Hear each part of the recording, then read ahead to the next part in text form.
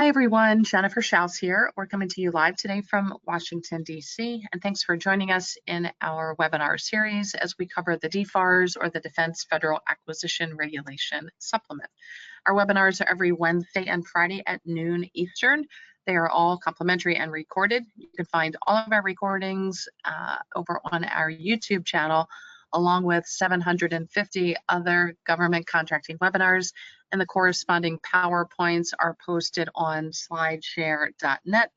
You can log into slideshare.net with your LinkedIn credentials or any Yahoo or Gmail or general email address.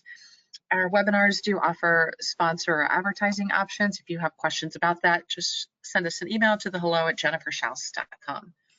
In the event that somebody sends you the link for today's registration and you want to sign up for future webinars, over on our website, just navigate to the section called the DFARS. If you click on that, you'll find that we actually covered this topic, if we want to call it that, back in 2021. You'll find all of the recordings there, and then on the right-hand side is the current schedule for 2025. If we've covered something, you will see the YouTube link. If we have yet to cover it, you'll see the GoToWebinar link. Keep in mind with the 2021 recordings, this is, we'll call it a living, breathing document, more or less, and it has obviously gone through some changes in the 4 years since we covered it. So keep in mind, if you're kind of jumping ahead, that things may have changed and they will continue to change. Okay, quick blurb about us. We are based in downtown DC and primarily work with established government contractors. Our main focus is helping companies get onto the GSA schedule, and if you're selling medical products, medical supplies, we can also help you with the VA schedule. GSA schedules are probably becoming a little bit more important than they were in the past with the executive order that came out on March 20th. So if you need help getting onto the schedule, again, drop us an email. We're happy to set up a time and a time to talk about your needs. Okay, if you are selling to federal contractors, we offer advertising options in our newsletter. Again, the webinar sponsorship, we have an event coming up June 23rd over at the Kennedy Center where we expect anywhere from 200 to 400 attendees. This is a mix of government and government contractors. So if you want any pricing on that, send us an email and ask for the media kit. Here's some information on our stats. Again, the newsletter that goes out every Monday, which is perhaps how you found out about today's webinar, reaches over 38,000 subscribers, most of which are government contractors. Okay, we want to thank our in-kind sponsors, GovEvents, Fairfax County Economic Development Authority, and Set Aside Alert. GovEvents.com is the premier platform for posting events and webinars related to government and government contracting. You can find all 700 plus of our webinars and events and the recordings from the webinars over on GovEvents.com.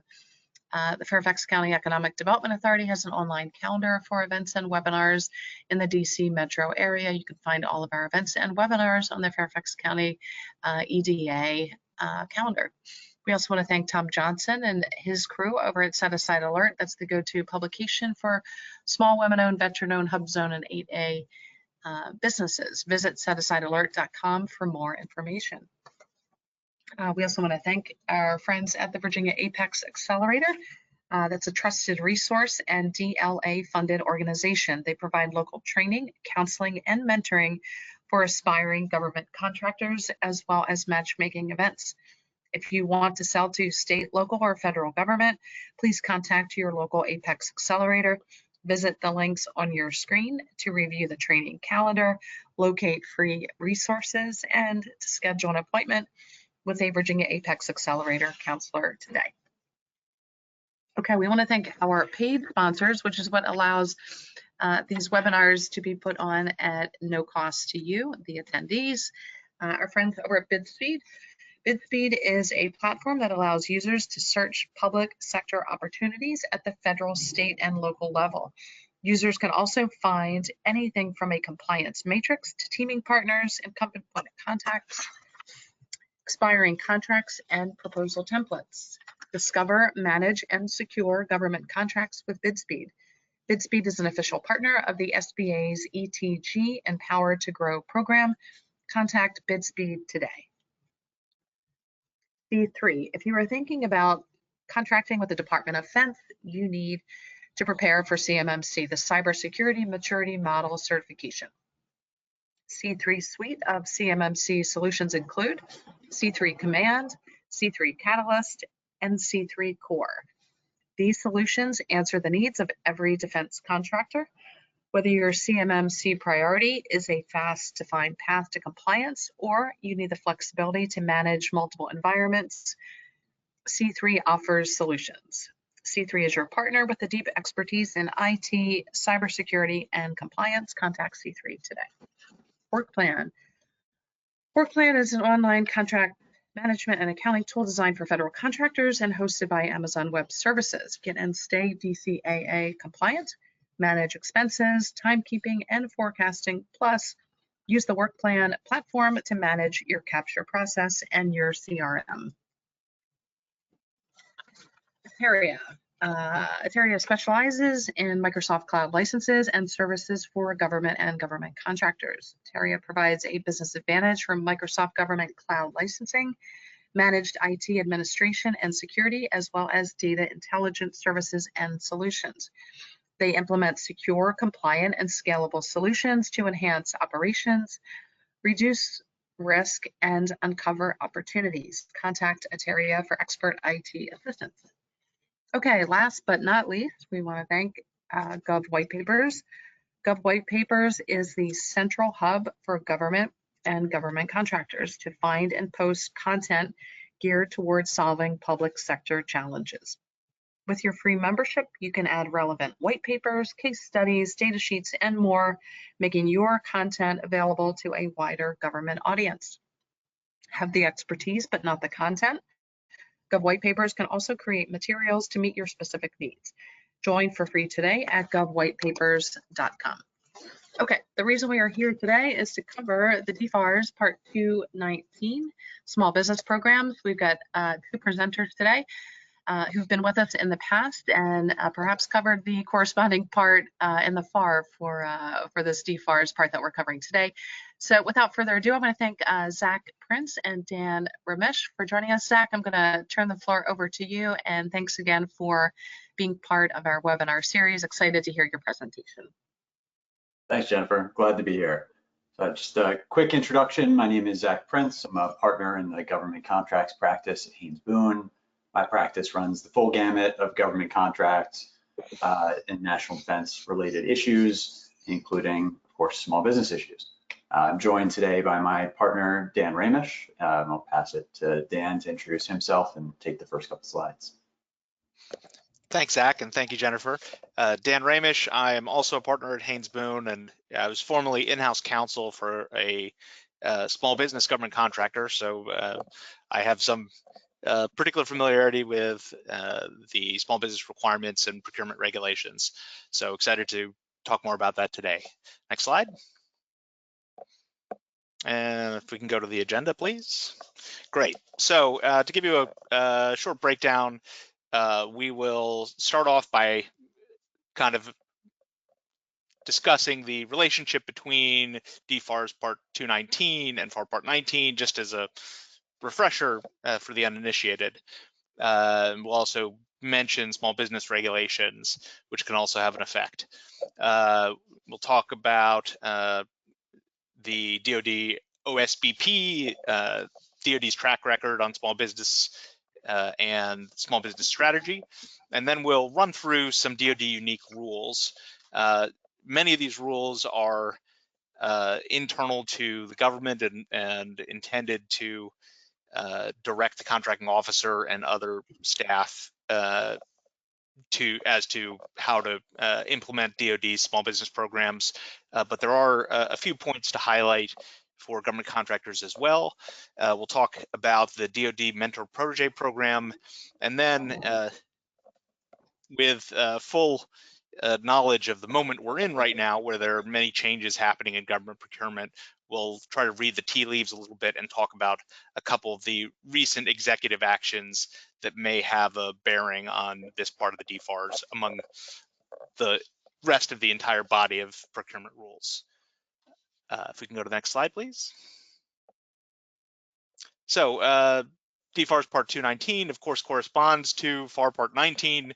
It's also worth mentioning that the key resource for many small business issues is actually in Title 13 of the Code of Federal Regulations, the Department of the Small Business Administration's regulations. So DFARS is DoD's implementation and supplementation of the FAR. So it contains requirements of law, DoD-wide policies, delegation of FAR authorities, deviations, and policies and procedures. And then, of course, the DFARS unique among agency supplements also includes procedures, guidance, and information, or PGI. That's kind of a companion resource with more detail that's not, it doesn't have full regulatory effect and force and effective law, but it provides other procedures, guidance, and supplemental information. So there are references to the PGI throughout DFARS Part 219, and that offers further guidance and information. Go to the next slide.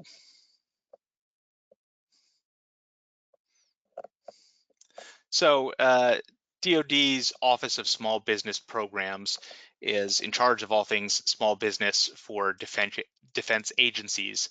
And this is just kind of some background information and the org chart for OSBP within the larger Office of the Secretary of Defense, and some of the programs and operations that they are in charge of overseeing, including, of course, Apex Accelerators. Jennifer mentioned the Virginia Apex Accelerator. Apex Accelerators used to be Procurement Technical Assistance Centers, or PTACs. It's a very useful resource for small businesses. So we're worth special mention. We can go to the next slide. So 219-201 provides DoD's general policy, which states that responsibility for assigning small business technical advisors is delegated to the head of contracting authority. There's particular importance to small business specialists, which are at the contracting activity level, as they review and make recommendations for acquisitions that are over the micro purchase threshold with certain exceptions, and they perform that review before solicitations or contract modifications are issued. And they also refer recommendations rejected by the contracting officer to SBA. So there's kind of some interplay between the contracting activity and SBA potentially over whether particular requirements should be set aside or not. There are also annual reviews that look at contract consolidation and effects on the ability of small business to participate, with some of the current efforts to consolidate procurement. One of the considerations will be whether the consolidation at GSA, for example, affects the participation of small business on some procurements, it has been a concern in the past with other initiatives for category management. So one would like to think that the small business specialists will be actively engaged and sticking out for the interests of small businesses as changes are made to how procurement functions. Go to the next slide. So a little bit of broader background information on DoD's use of small businesses.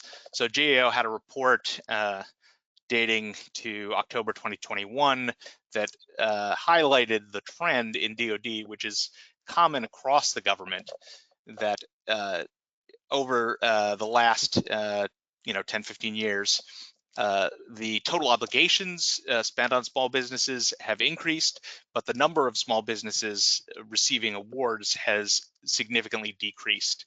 And that's kind of a concerning trend for anyone who cares about small businesses.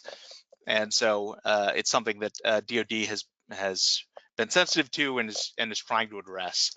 This slide also shows some breakdown over the different types of work that is obligated to small businesses, showing a large chunk of professional, scientific, and technical services, as well as manufacturing, construction, and then a variety of other industries. Next slide, please. Zach, do you want to talk a little bit about DoD's small business strategy? Sure, Dan. Glad to jump in. So back in January 2023, DoD put out this small business strategy.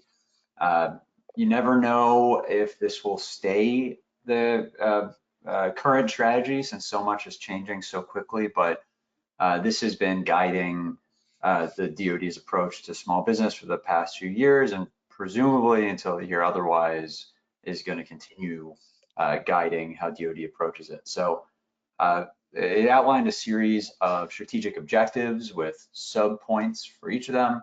The first is to implement a unified management approach for small business programs and activities. So to do that, start off with a group to integrate small business programs and activities within the management structure. Can't start any of these things without a working group. Go from there to train and credential unified small business professionals within the workforce, then streamline entry points and improve small business access to decision makers. Very high level kind of stuff. How it gets implemented in practice is to an extent remaining to be seen. Objective 2 is to ensure small business activities align with national security priorities. So not wanting to lose focus that the purpose of DoD is assisting the warfighter and ensuring the national security of the United States. So step 1 of that, or sub bullet 1, is stabilizing and scaling programs to help small technology manufacturing businesses delivering capabilities to the warfighter. There are plenty of innovative, interesting small businesses out there doing fascinating research and development and manufacturing into niche and novel cutting edge type technologies. DoD wants to support and grow that.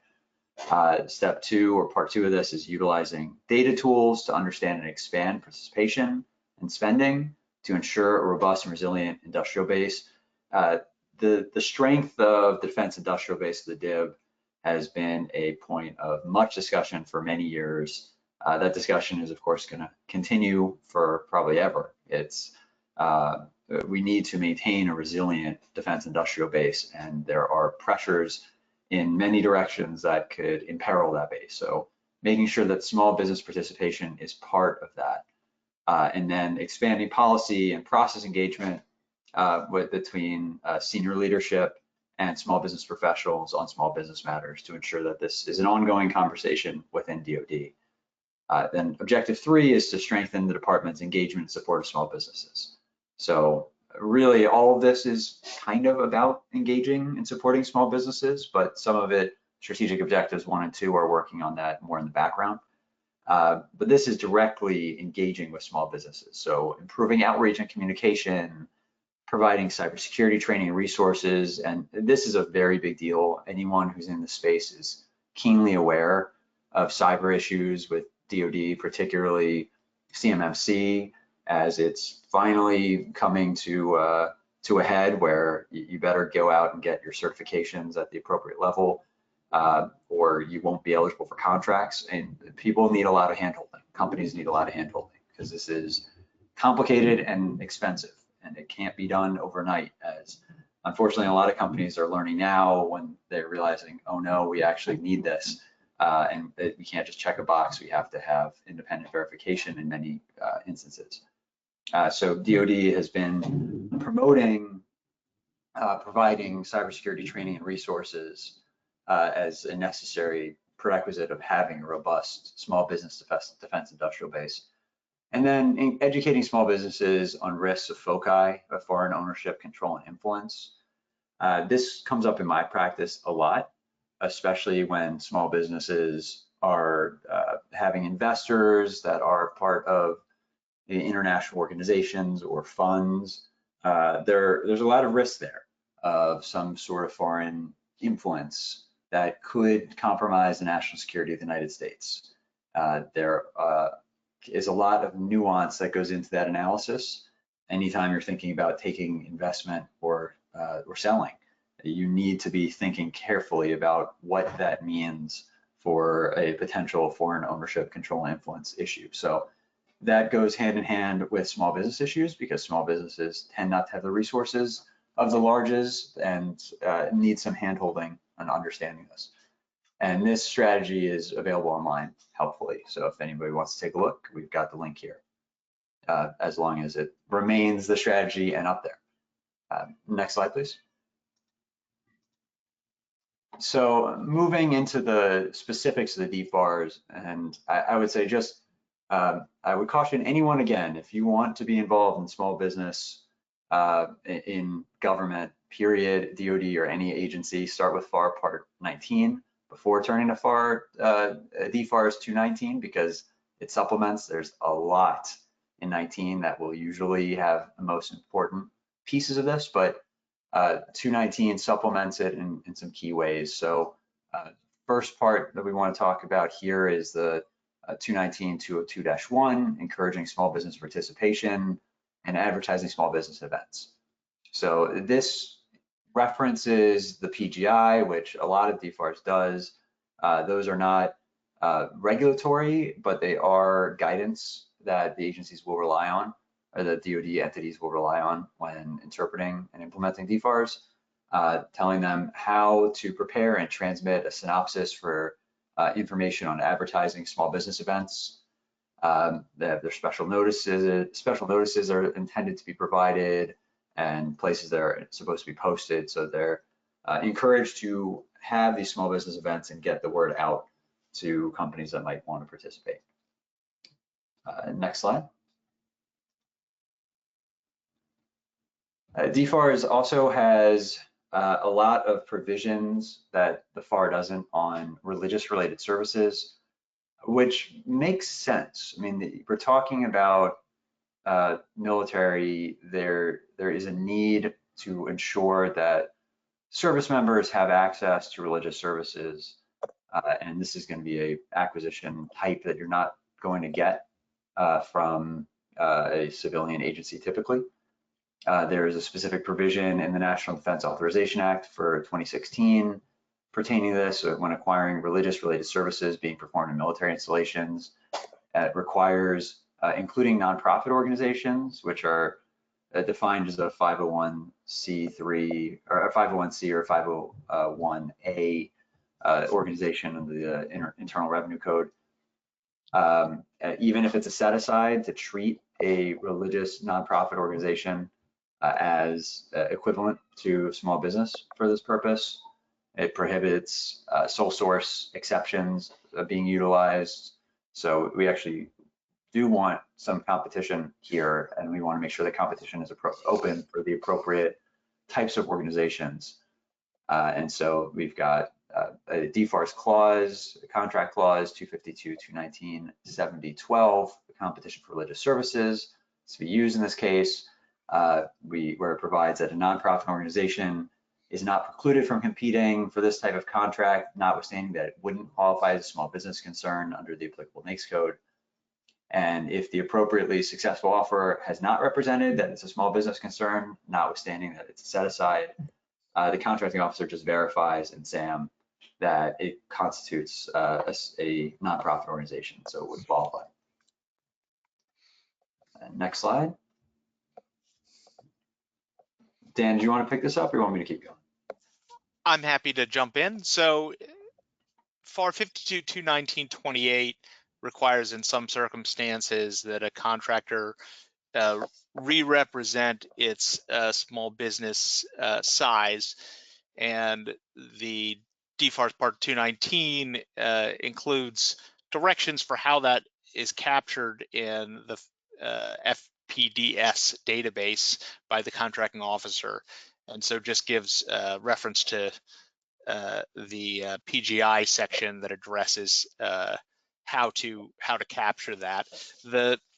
I think without going into detail about it, there are impending rule changes that will affect the significance of re-representation. So on a case-by-case basis, if a contractor is a small business and then re-represents as an other than small business, that may or may not affect eligibility for further awards. So something to be aware of. But the DFARS coverage is really specific to the government's reporting. Next slide, please. Then this is a statutory provision, contract clause 250, provision 252, 219, 7000, advancing small business growth, which is required essentially to give small businesses a heads up to ensure that they're planning appropriately for changes in size, status, and eligibility.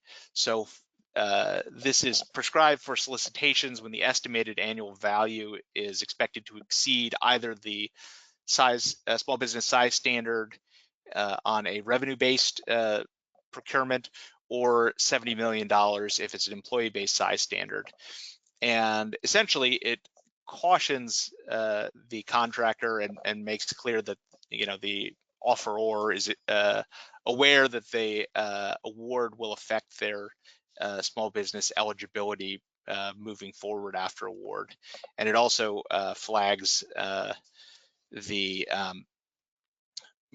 Apex Accelerator resources, mentions that the offeror is encouraged to develop the capabilities and characteristics typically desired in contractors that are competitive as other than small contractors in this industry. So kind of an effort to make sure that offerors on large set-aside contracts with DoD are planning ahead, and so they won't win the one contract and then fail to be a viable other than small business contractor. Of course, that's a challenge for every small business, but when they're particularly large awards, that can be a more abrupt transition. So a little bit of effort from Congress implemented through this provision to make sure that folks are planning accordingly. Next slide, please. Then a little bit more in this section 219.4, addressing cooperation with SBA. So it mentions the small business specialist is the primary point of contact to SBA, and also mentions a series of different categories of acquisitions that are typically not reviewed by the SBA procurement center representatives, including foreign military sales, humanitarian civic assistance, contingency operations, contracts, and SOFA, status of forces agreement, and other agreements with foreign countries in which U.S. armed forces are deployed, and also contracts that are both awarded and performed outside the U.S. and outlying areas. Next slide, please. So the DFARS provides some do's and don'ts for set-asides, certain categories of acquisitions that are not supposed to be set aside, and categories that must be set aside. So for Canadian source supplies and US Canadian Defense Development Sharing Program, or other procurements that are excluded from procurement center review, those categories that were in the last slide, those are not supposed to be set aside. There are special enhanced requirements for setting aside construction, maintenance, and repairs, up to $3 million or just under $3 million, dredging under 1.5 million, A&E services for military construction of military family housing projects under $1 million. These thresholds are all proposed to be increased just as a matter of course based on inflation. There's an outstanding proposed rule, as we flagged there in red.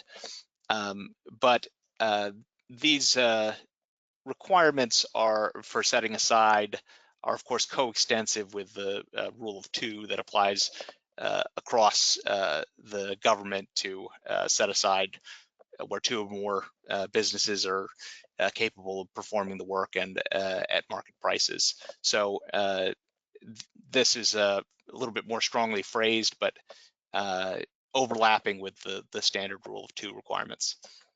Next slide, please.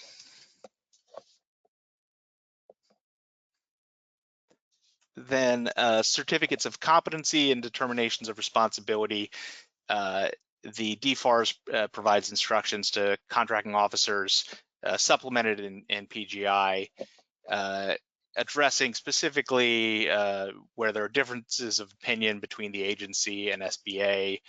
It provides for the contracting officer informing the departmental director of small business programs and providing information about potential appeals where there are differences of opinion. And ultimately, the decision whether to appeal a disagreement is left up to the departmental director. If we can go to the next slide, please. Then test program for negotiation of comprehensive small business subcontracting plans. This was a statutory requirement to explore a specialized type of subcontracting plan, a comprehensive subcontracting plan that is intended to be more efficient, but it also includes more prescriptive requirements than some of the traditional plans. So this was introduced as a pilot program assessing whether comprehensive subcontracting plans will reduce administrative burden and enhance subcontract opportunities. Of course, that's the purpose of the small business subcontracting program overall. There are fairly high thresholds for this. And of course, this is dealing specifically with large defense contractors that are required to have small business subcontracting plans. And the comprehensive plans are only available for contractors that have 3 DoD contracts with an aggregate value of $100 million. And there's a specialty clause, 252, 219, 7004, which implements the test program. It also provides for DCMA to designate a contracting officer to negotiate the plans, and there's semi-annual reporting. There's compliance reviews after each fiscal year, which will look at the approved percentages and dollar values and the actual subcontracting dollars covered by the plan.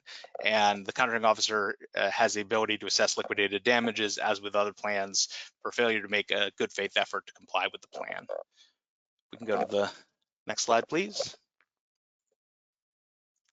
And Zach, do you want to talk more broadly about small business subcontracting program for DoD? Sure. Yeah, so this, again, just really supplements the FAR. Subcontracting plan requirements are addressed at 219-704. It explains that when subcontracting plans identify specific small businesses, if the prime contractor is switching out that small business for a large business or an other than small business, they have to notify the administrative contracting officer in writing within a reasonable time of the substitution, to the extent that they had in fact identified a specific business. That's part and parcel of this larger objective of ensuring that contractors are not promising the moon and delivering very little when they're implementing their plans. The contracting officer's responsibilities are delineated at this subtart as well under the subcontracting assistance program. The KO is tasked with challenging subcontracting plans that don't contain positive goals, and there's a checklist that's specifically provided for at PGI. There is a specific small disadvantaged business goal of that if there is a SDB goal set below 5%, that requires approval one level above the contracting officer. It also requires a review of subcontracting reports. Then there's responsibilities of the cognizant ACO that has to review, evaluate, and approve the master subcontracting plan. They have to get support for that from the small business specialist to evaluate performance and compliance as part of this overall strategy of ensuring that not just promises of plans and the plans look good, but the plans are being met. And then there is a separate DFARS clause implementing all of this and supplementing 219-9 of the FAR, addressing DoD specific rules about nonprofit agencies designated by the Committee for Purchase from people who are blind or severely disabled, or Ability One, mentor protege programs, which are different for DoD or are in addition to the baseline FAR type programs or SBA programs, that specifically identifies the subcontractor replacement mentioned above, addresses reporting, and includes this test program for the comprehensive small business subcontracting plan. Next slide. DoD also has separate provisions in the DFARS for contracting with under the 8A program. SBA has delegated DoD authority through a partnership agreement to enter into 8A prime contracts and negotiate and award subcontracts to eligible 8A program participants directly through the authority of the SBA. The DoD contracting officers get to sign on SBA's behalf and make direct awards to 8A participants, including on a sole source basis. The SBA still remains in control ultimately, and it has the appeal rights, but DoD gets to administer the program through this partnership agreement.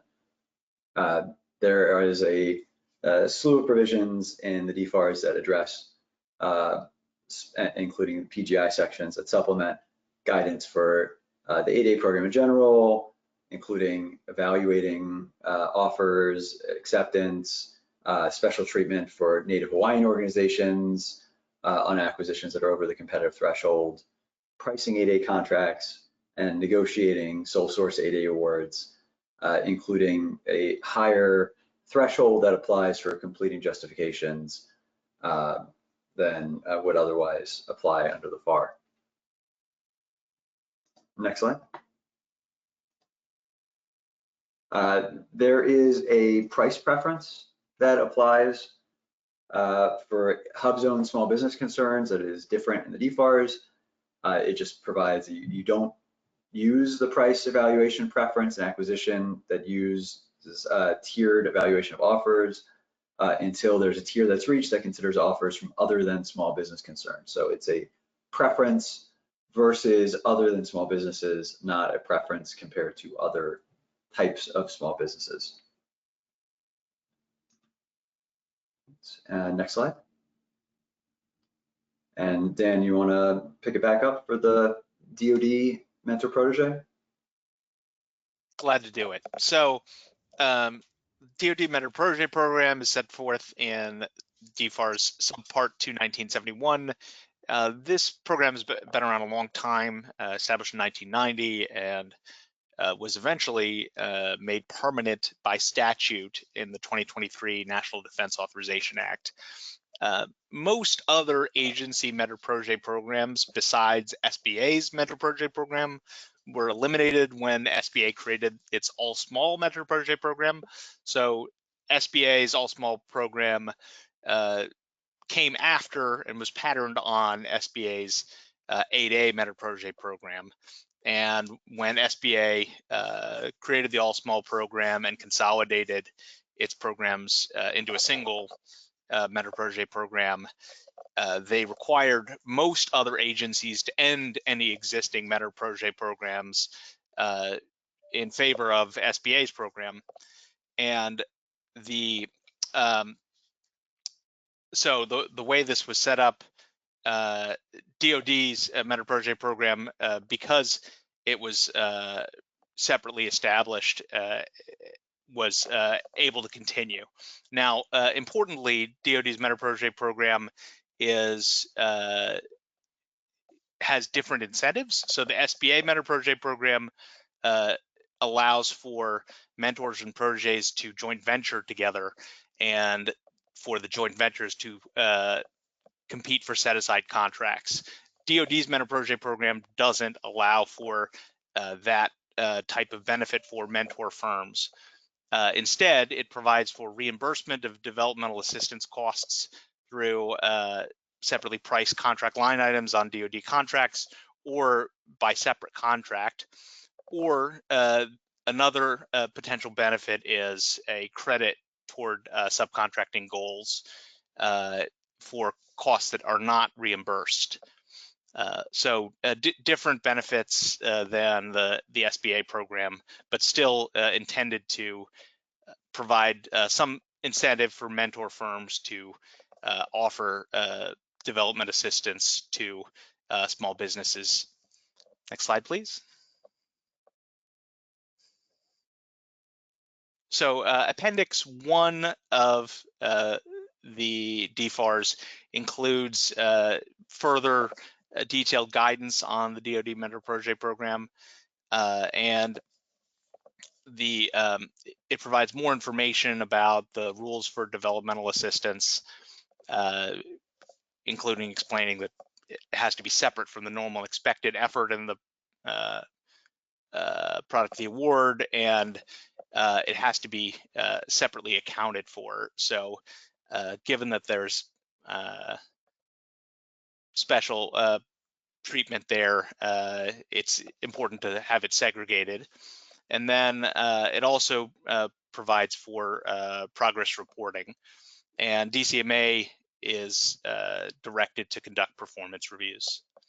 You can go to the next slide, please. So I mentioned at the outset, we've covered now the kind of the highlights of DFARS Part 219. Of course, we're in an environment where there are changes happening both to small business programs and to procurement rules. And so these two executive orders, modernizing defense acquisition and spurring innovation in the defense industrial base, and restoring common sense to federal procurement, indicate the reform efforts that are underway. So the restoring common sense to federal procurement is what's referred to sometimes as the FAR 2.0 initiative. And this is kind of pitched as an overhaul of the federal acquisition regulation. And it provides that the FAR should contain only provisions required by statute or essential to sound procurement. And it also provides that other FAR provisions that don't advance those objectives should be removed. So there's also a provision that contemplates parallel efforts in agency FAR supplements. And along the same lines, the Defense Acquisition Executive Order provides for eliminating or revising unnecessary supplemental regulations and internal guidance, such as relevant parts of the DFARS. So anything that is not statutory within the procurement regulations in the FAR and the DFARS will be undergoing a new review to determine whether it's really necessary. And there's a high bar to keeping things, and it's possible that some of the extra material will be moved to the PGI or a similar guidance document that's potentially not mandatory for contracting officers to follow. But this is very much a developing situation. So a number of the provisions we mentioned in FAR Part 219 are statutory, but much of it is not. And so just something to be aware of, that anything that wasn't required specifically by Congress may be changing in the near future. Next slide. So Zach, do you want to talk about the changes on the small business policy and SBA side? Sure, and this will close us out. And this is the part of the presentation that is most possible to change rapidly and not really mean anything in a few weeks. I mean, we really have no idea. These are very aspirational statements that don't have a whole lot to them. So the first, probably more than the second. The first is the SBA administrator day one priorities memo issued back towards the end of February. There are a couple key points to watch here. One is lowering the 8A contracting goals back to statutory levels. So they had gone up to about 15%, and in the view of the current administrator, that is unfair to other types of small businesses, and particularly focusing on veteran-owned small businesses, which of course is not a separate category, but presumably they either mean SDVOSBs or just small businesses that happen to be owned by veterans. There's an exception for VA procurements, of course, where that is a preference, but in any case, this is bringing the goals back to 5%, so that's tangible. You'll see that rolled out. Second is a little squishier, probably not the term of art, supporting Doge. The SBA will support Doge. Okay, I don't know exactly what that means. No one does. SBA prioritize eliminating fraud and waste, which I think every agency has historically done. That's why you have IGs, or agencies used to, at least, who are independent and actually look at fraud with a careful lens and not with, well, I'm going to stop myself from editorializing too much, as hard as it is. Okay, so somehow supporting Doge and then creating a strike force to cut regulations.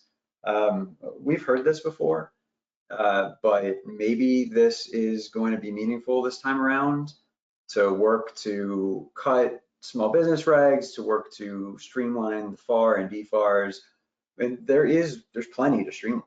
And that's why Congress, when it empowered the Section 809 panel, received some really thorough, great reports on what things could be changed and how to do it while balancing the interests of industry and government as co-equal stakeholders. Very few of those proposals have been acted on, so there's a great blueprint out there, and we can only hope that somebody is listening and might think about implementing those things that are still out there. Like, for example, if there were to give funding to a CAS board to actually align CAS with GAAP, but I'll leave that alone for now. Then on the we've got a second item that was announced. That's SBA is announcing an agency-wide reorg. This is still very much in process. We'll see what this really looks like. But the agency is attempting to reduce workforce by 43%.